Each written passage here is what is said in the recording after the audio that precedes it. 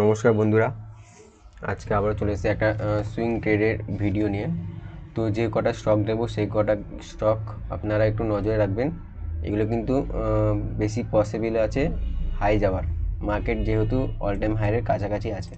ওকে, তো first stock হচ্ছে এটা যদি 673 উপরে যদি ক্লোজ দেয় বা 680 উপরে যদি ক্লোজ দেয় তাহলে কিন্তু এটা নেওয়া যেতে পারে। তারপর স্টকটা এটা যদি 253 উপরে যদি ক্লোজ দেয় তাহলে এটা নেওয়া যেতে পারে। তারপরে এটা 460-61 উপরে যদি ক্লোজ দেয়, এগুলো কিন্তু সবকটা যে কটা বলছি সে কটা কিন্তু সবকটা যে লেভেলগুলো বলছি সে কটা উপরে ক্লোজ দিতে হবে, তাহলে কিন্তু একটা আপসাইডে মুভ আসতে পারে। এবং তারপরে এই স্টকটা আমি দুখানা লেভেল দিয়েছি, যেহেতু আমি বলে দিচ্ছি 125 মিনিটের টাইম ফ্রেমে এখানে একটা রেজিস্ট্যান্স আছে 600, এবং একটু দূরে দেখা যাক 623-এ একটা রেজিস্ট্যান্স আছে। 75 মিনিটেও কিন্তু একটা সেমই একটা টাইম ফ্রেমে রেজিস্ট্যান্স দেখা যাচ্ছে।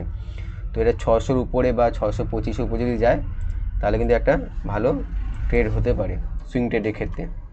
এবং তারপরে এই স্টকটা কিন্তু অনেকটা লো লিকুইডিটি, একটু দেখে একটু রিস্কি আছে, বাট এটা যদি উপরে ক্লোজ দেয় 150-এর উপর তাহলে কিন্তু একটা আপসাইডে মুভ যাওয়ার সম্ভাবনা আছে।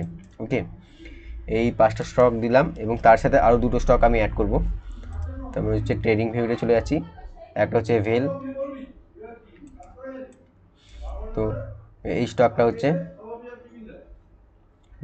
যদি 292 বা 95 উপরে যদি ক্লোজ দেয় তাহলে কিন্তু একটা ভালো আপসাইডে মুভ আসার সম্ভাবনা আছে। এই স্টকটা কিন্তু খুবই ভালো দেখা যাচ্ছে, এখানে বেশ একটা চপিনেস দেখিয়েছে সাইডওয়েজে এবং দেন আস্তে আস্তে ভালো একটা মুভ দিয়েছে।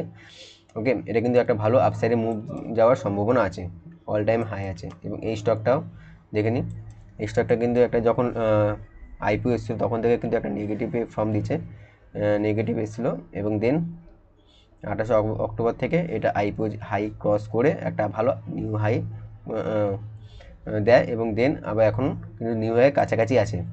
ওকে, তো এটা যদি হাই ক্রস করে 322-25-এর উপর তাহলে কিন্তু একটা ভালো আপসাইডে মুভ আসার সম্ভাবনা আছে।